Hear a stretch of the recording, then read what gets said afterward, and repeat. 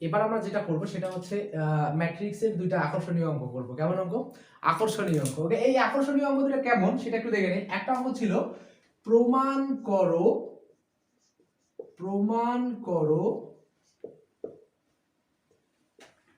a plus b whole square is equal to a square plus 2ab plus b square, যেখানে a O b হচ্ছে দুটি matrix. এই অঙ্কটা আমরা কিভাবে করব দেখো, আমরা প্রথমে কি লেফট সাইড থেকে প্রমাণ করা শুরু করব। Left side is equal to আমরা কি দেখতে পাই যে a plus b whole square. এই সূত্রটাকে যদি আমরা ভাঙাই তাহলে এইখান থেকে আমরা কি পাই, এটাকে আমরা লিখতে পারি a plus b into a plus b। খেয়াল করে দেখো, এই আমরা এখন এই ম্যাথ গুণটা কিভাবে করব, আমরা হচ্ছে এটা দিয়ে এটাকে গুণ করব। ওকে, তাহলে a দিয়ে আমি দুটাকে যদি গুণ করি তাহলে আমি কি পাই এখানে a স্কয়ার প্লাস ab, তাই তো?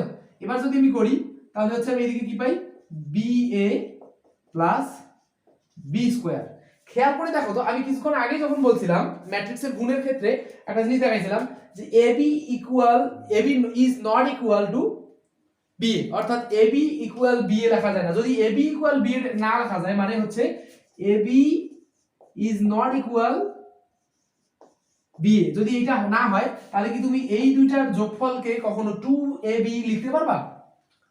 obviously not। তুমি ab প্লাস ba এইটাকে 2ab লিখতে পারবে না। কেন? কারণটা হচ্ছে যে ab is not equal ba এই শর্তে।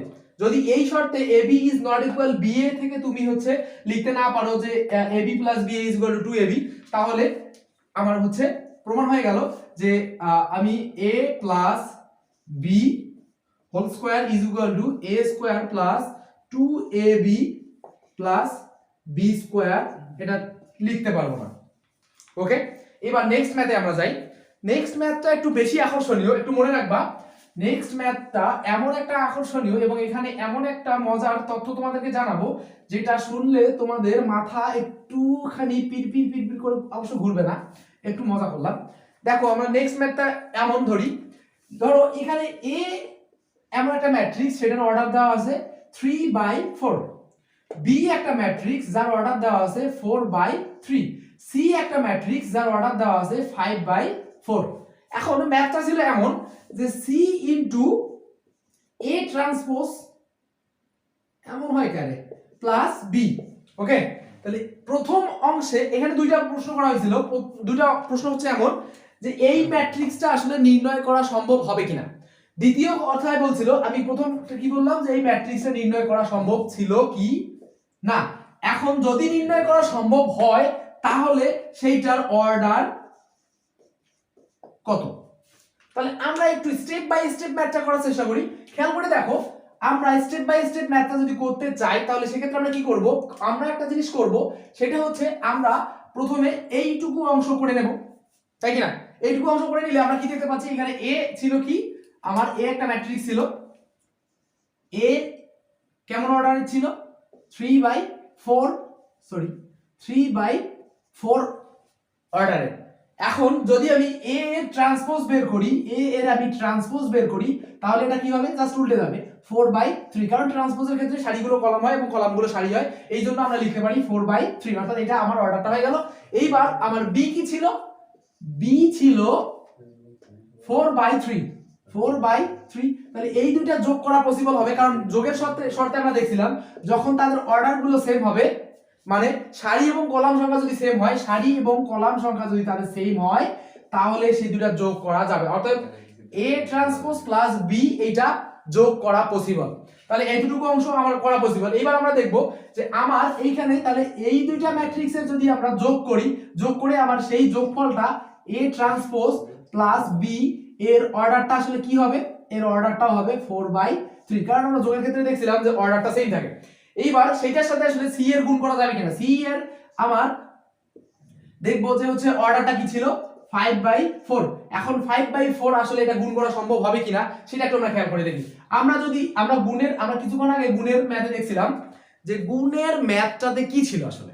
আচ্ছা খেয়াল করে দেখো তো, গুণের ম্যাথটাতে ছিল যে আমার অর্ডার দুইটা যদি আমরা পাশাপাশি রাখি, প্রথম অর্ডার প্লাস দ্বিতীয় অর্ডার, অর্থাৎ প্রথম ম্যাট্রিক্সের অর্ডার প্লাস দ্বিতীয় ম্যাট্রিক্সের অর্ডার যদি আমরা পাশাপাশি রাখি, তাহলে কি ছিল, প্রথম ম্যাট্রিক্সের কলাম সংখ্যা ইকুয়াল দ্বিতীয় ম্যাট্রিক্সের সারি সংখ্যা যদি সমান হয়, সেক্ষেত্রে তোমরা বুঝতে পারবা যে হ্যাঁ আমার এটা এই দুইটা ম্যাট্রিক্স গুণাবল। গুণাবল মানে কি, গুণ করা সম্ভব।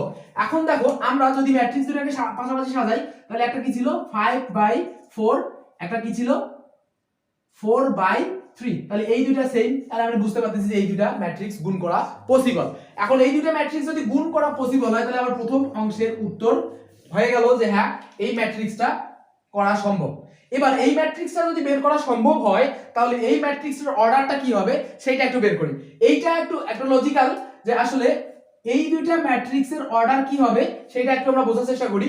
এই দুইটা ম্যাট্রিক্সের অর্ডার সেইটা হবে, খেয়াল করে দেখো তোমরা যখন একটা ম্যাট্রিক্স করতা তখন কি হতো, আমরা যখন গুণ করতাম, গুণ করার ক্ষেত্রে কি হতো যে আমার যেই দুইটা ম্যাট্রিক্স আমি গুণ করতাম সেই দুইটা ম্যাট্রিক্স কি হতো, প্রথম ম্যাট্রিক্সের কলাম সংখ্যা ইকুয়াল দ্বিতীয় ম্যাট্রিক্সের সারি সংখ্যা হতে হতো, এবং এই দুইটা ভ্যানিশ হয়ে যায়, যেই দুইটা থাকতো নাম্বার আমার সেই দুইটা নাম্বার হতো আমার যেই গুণ করার মানে গুণফলের যে ম্যাট্রিক্সটা ছিল সেই গুণফলের ম্যাট্রিক্সটার অর্ডার কেমন ছিল, এইটা এবং এইটা, অর্থাৎ প্রথম ম্যাট্রিক্সের সারি সংখ্যা এবং দ্বিতীয় ম্যাট্রিক্সের কলাম সংখ্যাটাই ছিল আমার গুণ করার ফলে যে ম্যাট্রিক্সটা আমরা পাবো সেই ম্যাট্রিক্সটার অর্ডার। তার মানে আমি যদি বলি যে এই ম্যাট্রিক্সের অর্ডারটা কি হবে, তাহলে আমার এই যে গুণফলের ফলে যে হচ্ছে আমার এই যে গুণ করার ফলে আমার যে ম্যাট্রিক্সটা পাবো তার অর্ডারটা হবে 5/3।